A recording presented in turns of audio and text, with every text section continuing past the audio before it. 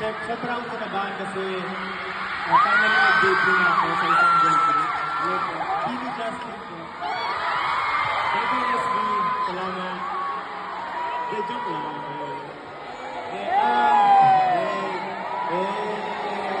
Gusto ko lang magpasalamat na sinama niyo ko sa inyong performance. Siyempre, gusto ko rin i-congratulate ko sa inyo.